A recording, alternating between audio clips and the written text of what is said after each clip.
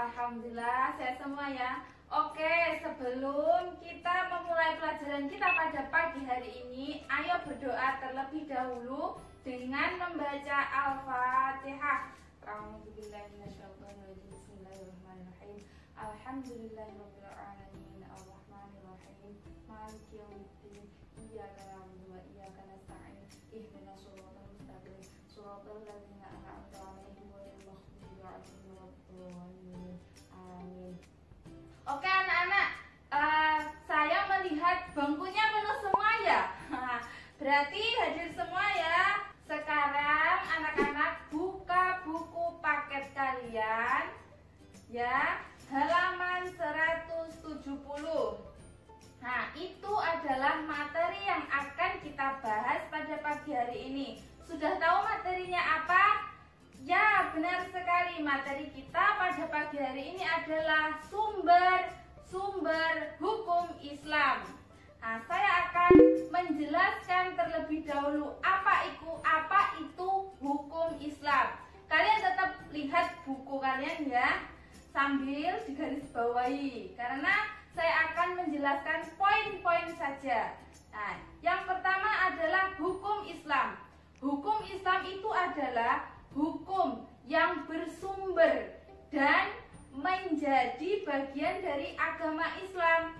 Nah, anak-anak, dasar dan kerangka hukum Islam ini berasal dari Allah SWT. Nah, hukum Islam ini juga mengatur hubungan manusia dengan manusia dan hubungan manusia dengan Allah. Paham tidak? Oh, paham ya? Alhamdulillah. Terus anak-anak, dalam menetapkan hukum Islam itu juga harus dilandasi dengan pedoman. Nah, pedoman itu bisa disebut juga dengan sumber hukum Islam. Nah, sumber hukum Islam itu apa, anak-anak? Sudah tahu? Ya tahu, karena baca ya. Apa? Ya benar, sumber hukum Islam itu adalah Al-Quran dan hadis. Nah, timbul pertanyaan, jikalau ada permasalahan baru karena perkembangan zaman, kemudian dibutuhkan sesuatu sebagai pedoman untuk menetapkan hukum tersebut, bagaimana? Jadi gini, ada permasalahan baru yang zaman dahulu nggak ada. Timbulnya permasalahan itu pada era sekarang, pada zaman zaman modern. Nah, itu bagaimana? Ya, dalam menetapkan hukum tersebut diperlukan yang namanya apa? Ijtihad. Ya, benar sekali. Jadi sampai sini kalian tahu kan berapa jumlah ada berapa sumber-sumber hukum Islam? Tahu kan? Ya. Sekarang kita baca bersama-sama surah An-Nisa ayat 59. Ya ayyuhalladzina amanu athi'ur rasula wa ulil amri minkum fa in tanaza'tum fi syai'in farudduhu ilallahi war rasul in kuntum tu'minuna billahi wal yaumil akhir dzalika khairu wa ahsanu ta'wila. Artinya, taatilah Allah dan taatilah Rasulnya. Dan ulil amri di antara kamu. Jika kamu berlainan pendapat tentang sesuatu, maka kembalikanlah kepada Allah. Dalam kurung Al-Quran. Kembalikan kepada Allah itu maksudnya adalah kembalikan pada Al-Quran. Kemudian dan Rasulnya dalam kurung sunnah. Rasul ini kembali kepada apa? Kepada sunnah. Jika kamu benar-benar beriman kepada Allah dan hari kemudian, yang demikian itu lebih utama bagimu dan lebih baik akibatnya. Sudah jelas kan tadi berapa sumber hukum Islam? Berapa? Ada 3. Oke, saya tuliskan ya. Yang pertama, coba siapa? Albert. Ya, apa sumber hukum Islam yang pertama? Benar sekali, Al-Quran.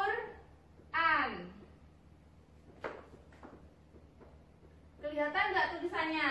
Coba yang kedua semuanya. pada pintar-pintar ya. As-sunnah. Kemudian yang ketiga apa? Ijtihad. Iya, benar. Nah, kita akan bahas satu persatu. Yang pertama Al-Quran.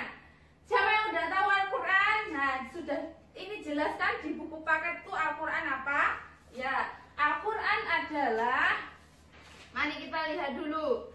Nah, Al-Quran kalau di buku paket ini disebutkan kalam Allah yang diturunkan kepada, ya benar, Nabi Muhammad. Melalui siapa? Malaikat Jibril. Pakai bahasa apa? Pakai bahasa Arab. Terus ditulis dalam mushaf. Lah sampai ke kita itu secara berangsur-angsur. Nah, dimulai dari apa? Dimulai dari surat Al-Fatihah dan diakhiri dengan surat An-Nas. Ya, anak-anak, fungsi Al-Quran ini apa? Nah, kalau di buku paket kalian itu dijelaskan fungsinya ada 3. Yang pertama, sebagai dalil atas kenabian, yaitu Nabi siapa? Nabi Muhammad. Jadi Al-Quran itu sebagai bukti kalau Nabi Muhammad itu adalah Rasul. Yang kedua adalah sebagai pedoman dalam kehidupan manusia. Terus yang ketiga adalah menjadi ibadah bagi yang membacanya. Sudah jelas itu kalau membaca Al-Quran itu mendapatkan pahala. Membaca saja dapat pahala. Mendengar saja, mendengarkan orang membaca Al-Quran saja mendapatkan pahala, apalagi membacanya. Sudah paham belum teman-teman? Anak-anak sudah paham? Oh iya teman-teman, anak-anak sama aja ya. Terus anak-anak, di dalam Al-Quran ini juga terdapat kandungannya. Nah, kandungannya itu apa saja? Nah, kalau di buku paket, kembali lagi pada buku paket, ada 3. Apa itu? Yang pertama itu prinsip akidah keimanan. Jadi di dalam Al-Quran itu dijelaskan tentang akidah, beriman kepada Allah, beriman kepada malaikat, beriman kepada kitab-kitab, beriman kepada Rasul. Pokoknya tentang rukun iman itu dijelaskan di dalam Al-Quran. Kemudian yang kedua adalah prinsip-prinsip syariah. Ya, di situ di dalam Al-Quran ini juga dijelaskan tentang syariah, tentang aturan agama, tentang pelajaran tentang agama. Ya, kalau di sini dijelaskan hukum yang mengatur manusia dengan Tuhan. Ya, itu tentang ibadah. Di Al-Quran dijelaskan tentang sholat, tentang zakat. Kita tahunya kan dari Al-Quran fardu-fardu itu. Nah, kemudian manusia dengan manusia. Kalau manusia dengan manusia ini contohnya ya kayak silaturahmi, terus kayak jual beli, itu kan manusia dengan manusia. Terus manusia dengan alam.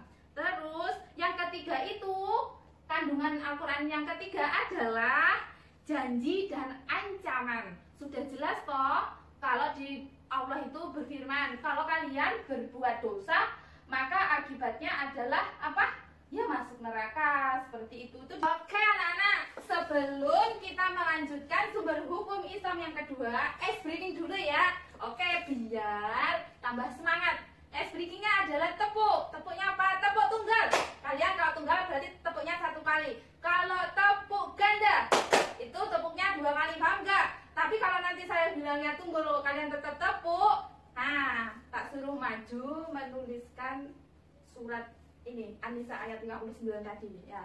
Jadi harus tetap jaga semangat, jaga mood. Oke, sekarang tepuk tunggal. Tunggal, tunggal, tunggal. Enggak ada yang tepuk.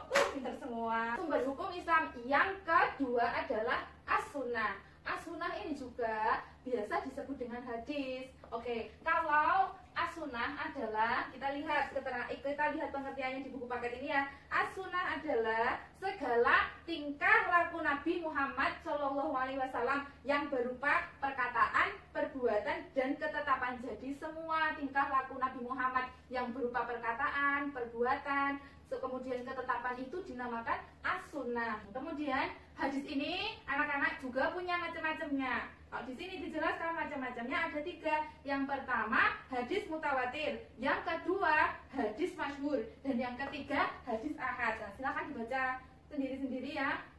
Nah, kemudian lanjut fungsi hadis. Duduk ya anak-anak.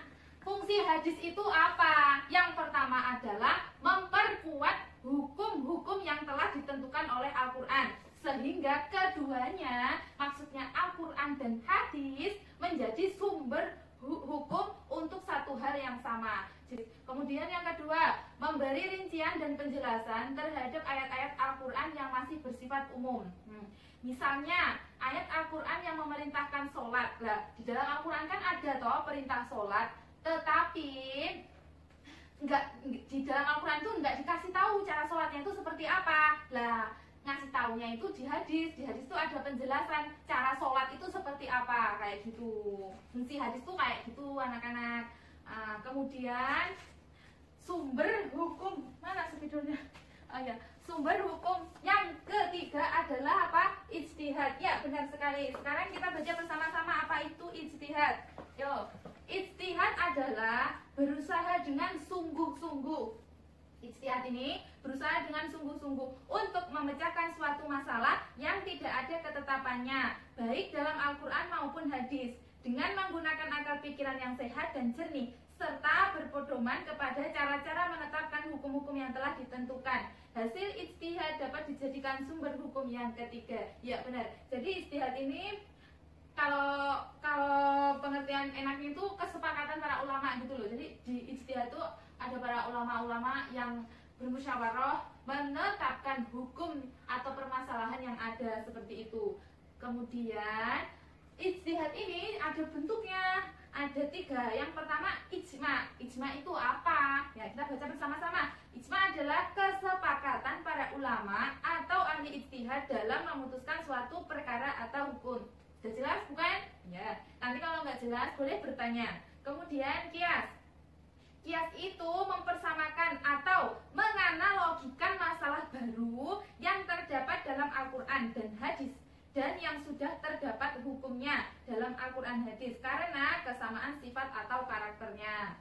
Nah, nanti di pertemuan ke depan kita akan bahas contohnya ya, jangan khawatir. Terus kemudian maslahah mursalah, penetapan hukum yang menitik beratkan pada kemanfaatan suatu perbuatan atau dan tujuan hakiki universal terhadap syariat Islam. Nah, dari 50 siswa ini ada nggak yang mau bertanya?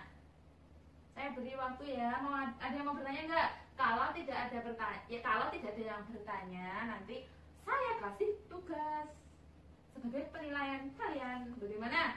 Nggak ada yang bertanya? Oke. Sebelum saya tutup pertemuan pada hari ini, saya akan membagikan lembar kosong. Nanti kalian tulis materi apa yang kalian dapat pada pagi hari ini. Saya beri waktu 5 menit ya. Yo, dioper ke belakang. Sudah dapat semua? 5 menit dari sekarang ya. Oke. Sudah 5 menit. Ayo saya tarik ya.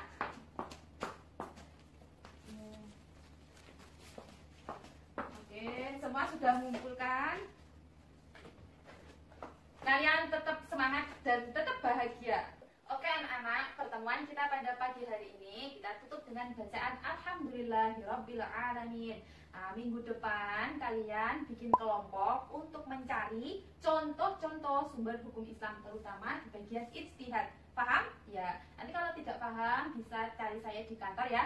Oke? Assalamualaikum warahmatullahi wabarakatuh. Tetap semangat ya.